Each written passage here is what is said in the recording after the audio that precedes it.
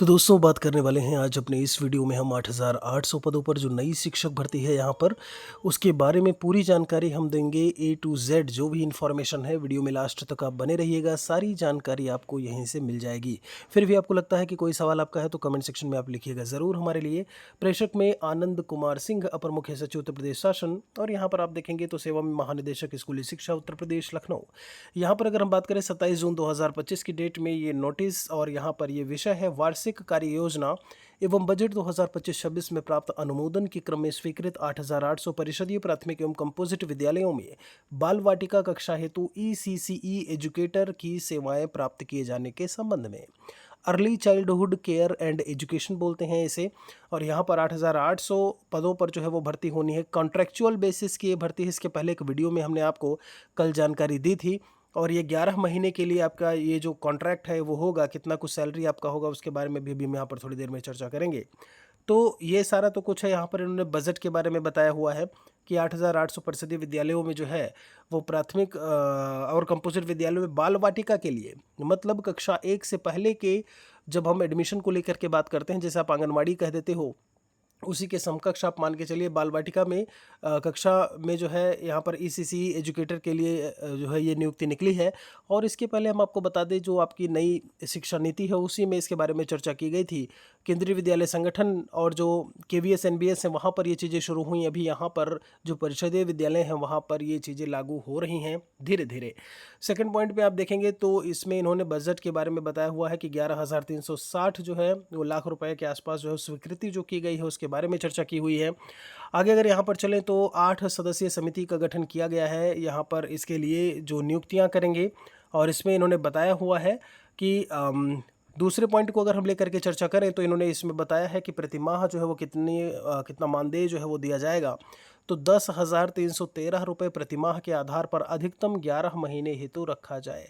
और यहाँ पर जो अर्हताओं की बात की है यानी एलिजिबिलिटी को लेकर के बात करें तो पद का नाम है early childhood care and education educator. पदों की संख्या है 8,800। अगर हम जनपद की बात करें तो उत्तर प्रदेश के जब हम 75 जिलों की बात करते हैं उनमें जो आंगनवाड़ी केंद्र हैं वहाँ पर 8,800 जो विद्यालय हैं उनमें इनकी नियुक्ति की जानी है। नियुक्ति के प्रकार में यहाँ पर संविदा आउटसोर्सिंग के माध्यम से लिखा हुआ है। संविदा की अवधि 11 महीने है और मानदेय यहाँ पर पीएफ और जो भी आपका है ईएसआई उसके सहित 10,313 रुपये मात्र आपको जो है वो दिया जाएगा।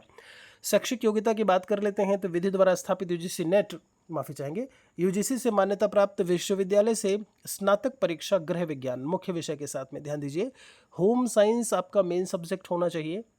50% अंकों के साथ में आपने उसे पास किया हो। आरक्षित वर्गों के नियमानुसार न्यूनतम अंकों में 5% की छूट भी दिया हुआ है। या तो आपका ये होना चाहिए अथवा या फिर ये होना चाहिए। तो ये क्या है आपका नर्सरी अध्यापक शिक्षा, जैसे एनटीटी अब नर्सरी टीचर ट्रेनिंग करके आप इसे बोल देते हो, ये वाला कोर्स आपने किया हुआ हो। इसके पहले भी हम आपको जानकारी दे चुके हैं कि जब हम बीटीसी डीएलएड की बात करते हैं, डीएड की बात करें, बीएड की बात करें, ये सब इसमें एलिजिबिलिटी नहीं रखते हैं।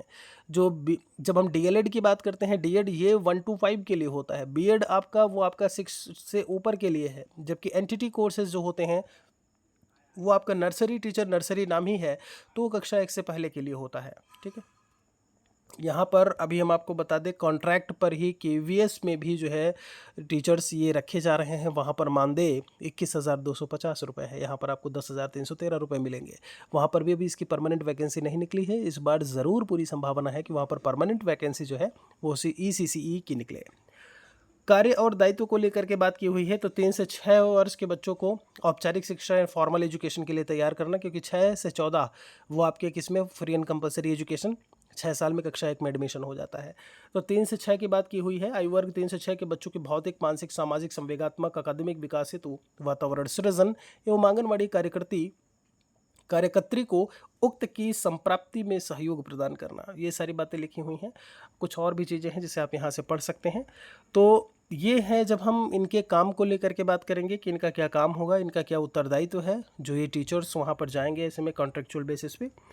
आगे यहाँ पर सामान्य निर्देश में दिया हुआ है कि जो समिति है उनमें कौन कौन रहेगा उसके बारे में बताया हुआ है। ये चयन समिति है जो ऐसे में चयन करेंगे ईसीसी एजुकेटर्स की हम बात करें। बाकी यहाँ पर कुछ और चीज़ें, कुछ और जानकारियाँ भी दी हुई हैं। तो ये थी पूरी इन्फॉर्मेशन। चयन प्रक्रिया को लेकर के बात की है। देखिए उस वो भी इसमें बताया हुआ है कौन कौन अधिकारी हैं जो इसमें ऐसे में शामिल रहेंगे, सदस्य, मुख्य सचिव और बाकी सारे उसमें। और नीचे यहाँ पर दिया है मेरिट के आधार पर जो है समिति द्वारा सूची तैयार की जाएगी, उसके लिए भी इन्होंने यहाँ पर चर्चा की हुई है।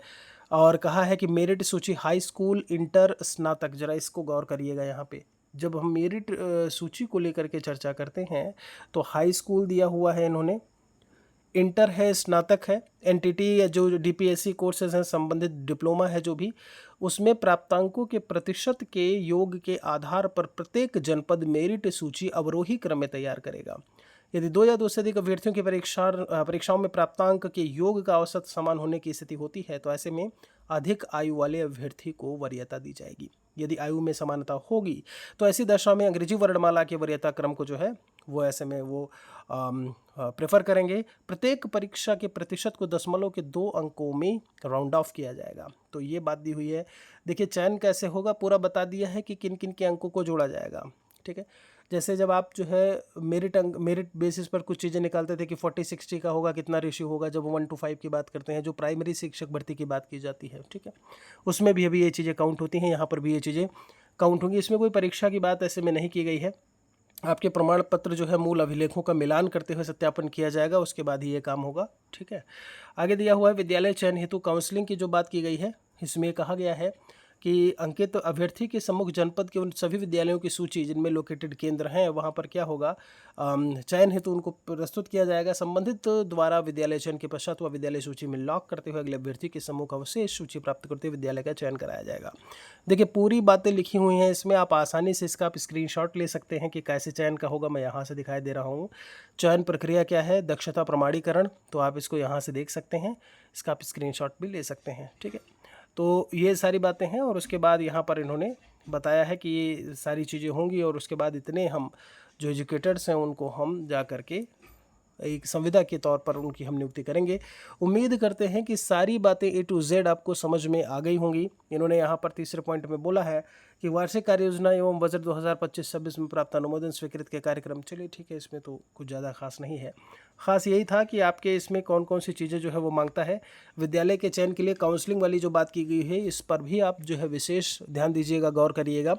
फ़िलहाल के लिए अगर बात करें तो ये कॉन्ट्रैक्चुअल बेसिस पर नौकरी है। आपको हम फिर से बता दें 11 महीने के लिए है। उसके बाद अगर आपको फिर से इसमें आना है तो आपको फिर से सारी चीज़ें एक बार सबमिट करनी होंगी। वरीयता सूची में आप आएंगे, आपका मेधा क्रमांक और सारी चीज़ें चेक की जाएंगी, उसके बाद फिर से आपका चयन होगा। तो ये बिल्कुल अभी जैसे केंद्रीय विद्यालय संगठन की बात करें एग्जैक्टली वैसे ही यहाँ पर अभी काम कर रहा है। वहाँ पर कॉन्ट्रैक्चुअल होता है, यहाँ पर भी इसके लिए कॉन्ट्रैक्चुअल है। इंतज़ार है तो उत्तर प्रदेश में नई प्राथमिक शिक्षक भर्ती का, जिसका अभी तक कहीं भी दूर दूर तक जो है वो नामो निशान नहीं है। फ़िलहाल के लिए यहाँ पर नई शिक्षक भर्ती नहीं है तो कुछ ना सही से कुछ सही यहाँ पर इनमें भी आवेदन कर सकते हैं। जो एनटीटी कोर्स इन्होंने किया हुआ है वो इसमें आवेदन कर सकते हैं आकर के। अगर आपको एनटीटी कोर्स के बारे में जानकारी चाहिए तो आप कमेंट सेक्शन में लिख दीजिएगा, उसके बारे में भी हम आपको बता देंगे कि कोर्स का क्या कुछ होता है, एलिजिबिलिटी क्या होती है, कितने महीने का होता है, कितने साल का है, क्या कुछ है, कैसे आप उसको कंप्लीट कर सकते हैं, सारी इन्फॉर्मेशन हम आपको दे देंगे। एक और वीडियो के साथ में जल्दी ही मिलेंगे, बाकियों तक इसे शेयर ज़रूर करिएगा।